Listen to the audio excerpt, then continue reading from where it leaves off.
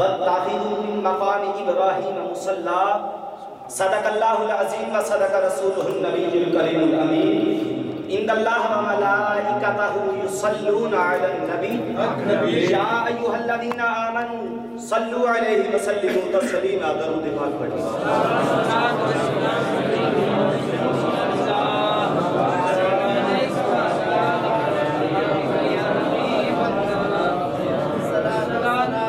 حضرت امام باقر علیہ السلام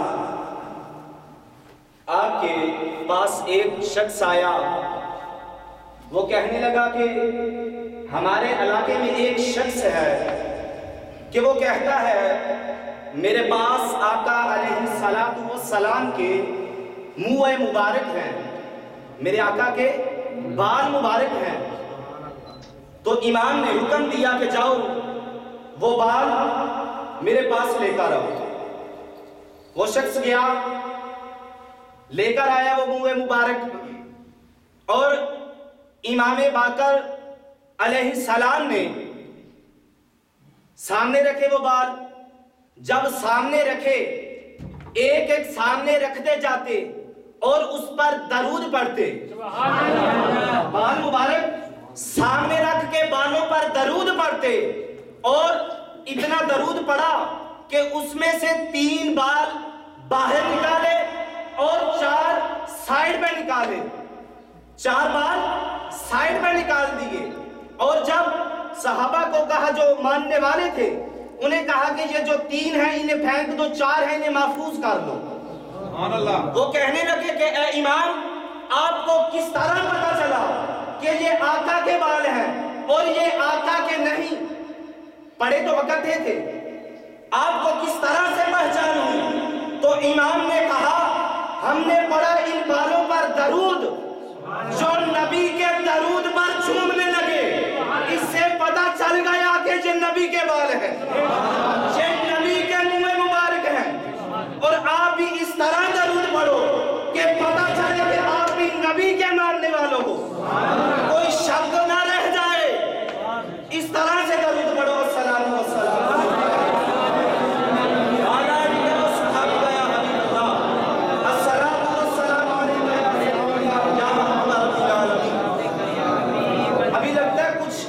آہستہ پڑھ رہے ہیں، مجھے شک پڑ رہا ہے، سارے اونچی آواز سے درود پڑھو۔ السلام والسلام علیکہ یا رسول اللہ وعلی آلہ وصحبہ یا حبیب اللہ۔ میں نے سالنامہ کلام میں پہلے پارے کی آیت کا کچھ حصہ تلاوت کیا ہے۔ ابھی یہ آیت نازل نہیں ہوئی، بلا تاخیر و تمہید گفتگو شروع کر رہا ہوں کیونکہ ٹائم مختصر، علماء کچھ کو میں جانتا نہیں، اور اگر جن کو جانتا ہوں ان کا نام لیتا تو دوسروں کی گستاخی تھی، اس لیے میں نے کسی کا نام نہیں لیا، کسی کا تعارف نہیں کروایا۔ ابھی یہ آیت نازل نہیں ہوئی تھی۔ جب طواف کعبہ کے لیے میرے آقا اور میرے آقا کے صحابہ گئے، اور جو مقام ابراہیم ہے، وَاتَّخِذُوا مِن مَقَامِ إِبْرَاهِيمَ مُصَلًّى، جو مقام ابراہیم ہے، جو پتھر ہے جس پر حضرت ابراہیم خلیل اللہ کھڑے ہو کر کعبے کی تعمیر کرتے رہے،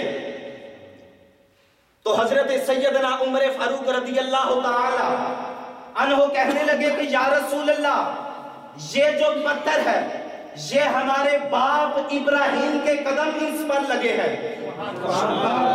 اس پتھر پر ہمارے باپ ابراہیم کے قدم لگے ہیں، اور ہمارا دل کرتا ہے کہ ہم اس کی طرف منہ کر کے نماز پڑھیں۔ ابھی اس سے پہلے حکم نہیں ہوا تھا، یہ صرف ارادہ کیا فاروق اعظم نے، اور اللہ کو فاروق اعظم کا یہ کہنا اتنا اچھا لگا کہ اللہ نے فاروق اعظم کے الفاظوں کو اپنے قرآن میں محفوظ کر دیا۔ فاروق اعظم کے الفاظ کو اپنے قرآن میں محفوظ کر دیا، فاروق اعظم کے الفاظ کو اپنا قرآن بنا لیا۔ یہ ہے فاروق اعظم کا مقام۔ اب اتوار کا جب میرے آقا علیہ السلام نے آخری خطبہ ارشاد فرمایا اور اس وقت اعلان کیا اگر کسی نے مجھ سے کچھ لینا ہے وہ لے سکتا ہے، اور اگر جانے انجانے میں کسی کو میں نے سزا دے دی وہ آج محمد مصطفیٰ سے بدلہ لے سکتا ہے۔ اتنا کہنا تھا، مجمع صحابہ میں سے ایک صحابی اٹھ کے کھڑا ہوا، مجمع صحابہ میں سے ایک صحابی اٹھ کے کھڑا ہوا، اس صحابی رسول کا نام حضرت ابو عکاشہ ہے۔ اس صحابی رسول نے کہا کہ یا رسول اللہ صلی اللہ علیہ وآلہ وسلم، ایک دن جنگ کے دوران آپ صفیں سیدھی کروا رہے تھے، آپ کے ہاتھ میں کوڑا تھا اور آپ نے ارادہ تن نہیں، صرف صفیں سیدھی کرواتے ہوئے آپ سے مجھے لگ گیا تھا اور میں آپ سے بدلہ لینا چاہتا ہوں۔ میں آپ سے کو نہیں تو سیکھا ہی نہیں بول رہا ہے نہ کہا کہ انہیں نہ کمال دا پڑھ گئے الفاظ آن کیوں نہ تے اگر جان بھی قربان کیتی جاندی تے کٹ سی، لیکن شاید الفاظاں تسی سمجھ نہیں رہے۔ حضرت ابو عکاشہ کہنے لگے کہ میں نے آپ سے وہ کوڑے والا بدلہ لینا ہے۔ میرے آقا نے کہا کہ ٹھیک ہے۔ سارے صحابہ نے باری باری اٹھ کے کہا کہ اے ابو عکاشہ، آقا علیہ السلام آج بیمار ہے اور تو آقا سے بدلہ کیوں لے گا؟ آ ابو بکر سے بدلہ لے، آ فاروق اعظم سے بدلہ لے، آ عثمان غنی سے بدلہ لے لے، آ علی کا جسم حاضر ہے علی سے بدلہ لے لے۔ لیکن حضرت ابو عکاشہ کہنے لگے کہ نہیں، میں نے کسی سے بدلہ نہیں لینا، میں نے صرف محمد مصطفیٰ سے بدلہ لینا ہے۔ اتنا کہنا تھا کہ وہ میرے آقا نے کہا کہ ابو عکاشہ، آج مصطفیٰ کا جسم حاضر ہے بدلے کے لیے۔ حضرت ابو عکاشہ رضی اللہ تعالیٰ عنہ آگے بڑھے، میرے آقا نے اپنی قمیض مبارک اوپر اٹھائی اور جب حضرت ابو عکاشہ نے دیکھا محمد مصطفیٰ کے جسم کو، جب آقا کے جسم کو دیکھا اور بے قابو ہو کر لپٹ پڑے آقا کے جسم مبارک کو، اور میرے آقا علیہ السلام نے کہا کہ اے ابو عکاشہ بدلہ کیوں نہیں لیتا؟ تو حضرت ابو عکاشہ کہنے لگے ہاتھ باندھ کر کے یا رسول اللہ، میں نے آپ کی زبان مبارک سے ایک دن سنا تھا جس نے محمد مصطفیٰ کے جسم کو ایک دفعہ بھی مس کر لیا اس پر دوزخ کی آگ حرام ہو گئی۔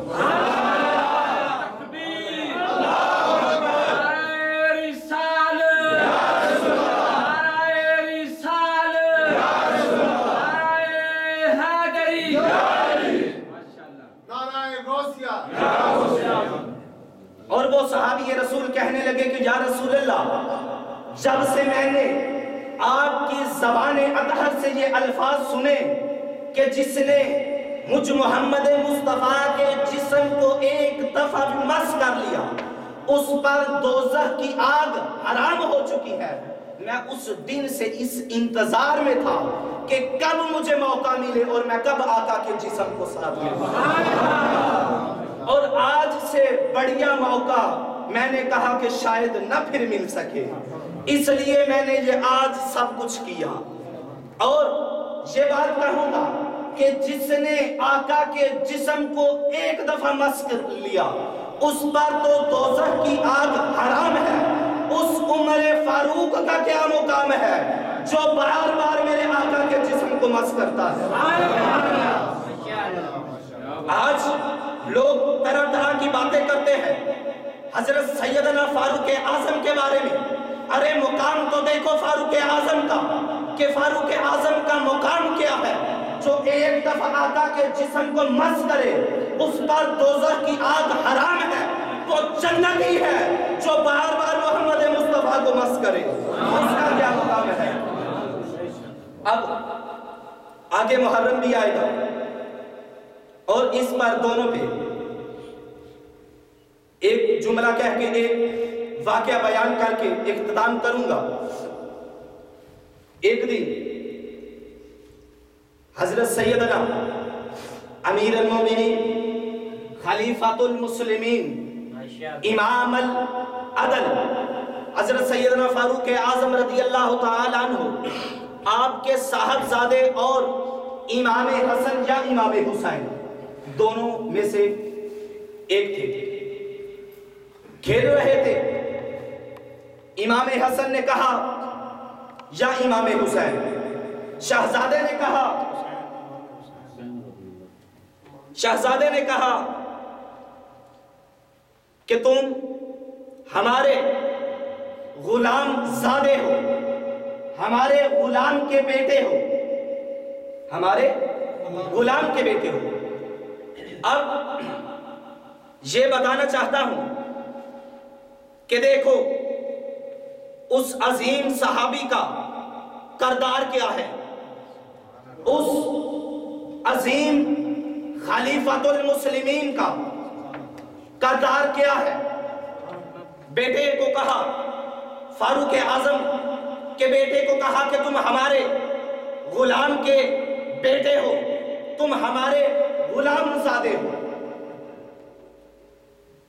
بچہ تھا، پریشان ہوا، چلا گیا اپنے بابا کی بارگاہ میں اور جا کے کہنے لگا کہ بابا آپ امیر المومنین، آپ خلیفۃ المسلمین، آپ وقت حاکم اور علی کے بیٹے کے یہ جرت کہ مجھے کہے کہ ہمارے غلام کے بیٹے، یہ آج علی المرتضیٰ کے بیٹے نے مجھے یہ کہا۔ حضرت سیدنا فاروق اعظم عشرہ مبشرہ صحابہ ہونے کے باوجود جنت کی پہلے ضمانت مل چکی ہے، لیکن اس کے باوجود بتانا چاہتے ہیں کہ اہل بیت کی محبت ہی جنت میں لے کر جائے۔ جنتی ہونے کے باوجود، آقا سے جنت کی ٹکٹ ملنے کے باوجود کہا کہ اچھا یہ واقعی حضرت امام حسین نے کہا ہے؟ کہا جی بابا یہ کہا ہے۔ کہا جاؤ لکھوا کے لے کر آؤ، لکھوا کر لے کر آؤ۔ اور جب لکھوا کر لے کر آئے، عقیدہ دیکھو صحابہ کا، صحابہ کا عقیدہ دیکھو۔ کہا کہ یہ لکھ دیا علی المرتضیٰ کے بیٹے نے، امام حسین علیہ السلام نے لکھ دیا، اور جب میں دنیا سے انتقال کر جاؤں یہ میرے کفن میں رکھنا، اور جب قبر میں فرشتے مجھ سے پوچھیں گے تو میں یہ رکھا دکھاؤں گا میں ان کا نوکر ہوں۔ اب جو یزید کو امیر المومنین مانتے ہیں، جو خلیفۃ المسلمین مانتے ہیں، ان کو ایک میسج دینا چاہتا ہوں، دنیا میں تو چاہے جسے چاہو امام بنا لو، یہ تمہاری مرضی پر ہے، جسے چاہو دنیا پر امام بنا لو، لیکن یہ تمہیں دنیا پر مہلت ملے گی امام بنانے کی۔ جب قیامت کا دن ہوگا، نفسا نفسی کا عالم ہوگا، اس جگہ پہ تمہیں نیا امام بنانے کی مہلت نہیں ملے گی۔ اب سیدنا فاروق اعظم نے ہمیں یہ راستہ دکھا دیا کہ ان ہستیوں کو امام بنا لو اگر قیامت میں تم بخشش چاہتے ہو۔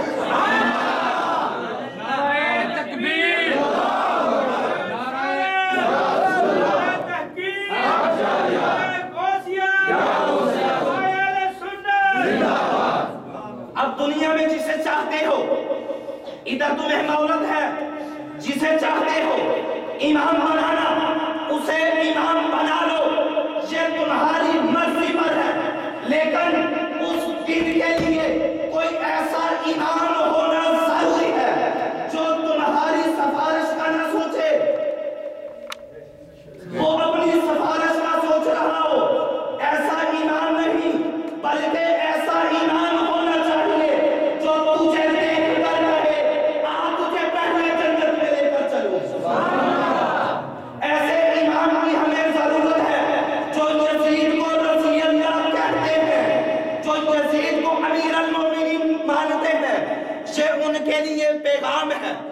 اگر جنت میں جانا چاہتے ہو تو پھر جس صحابہ کا تم نام لیتے ہو، جن صحابہ کا ذکر کرتے ہو، صحابہ کی رٹ لگاتے ہو، جو انہوں نے راستہ دکھایا وہ راستہ اختیار کر لو، وہ راستہ اختیار کر لو۔ اگر تم جنت میں جانا چاہتے ہو، اگر مقام صحابہ سمجھنا چاہتے ہو، اگر صحابہ کی پیروی کرنا چاہتے ہو تو پھر ان کی بھی پیروی کرنا پڑے گی، پھر ان کی بھی پیروی کرنا پڑے گی، ان کا بھی مقام ماننا پڑے گا، جس طرح فاروق اعظم نے منوایا ہے، جس طرح فاروق اعظم نے دکھایا ہے۔ اب صرف ایک جملہ بول کر اختتام، کافی علماء ہے، آنکھوں کے ساحلوں پہ ہے اشکوں کا ایک ہجوم کہ شاید غم حسین کا موسم قریب آ رہا ہے۔ غافل دعوانا الحمدللہ۔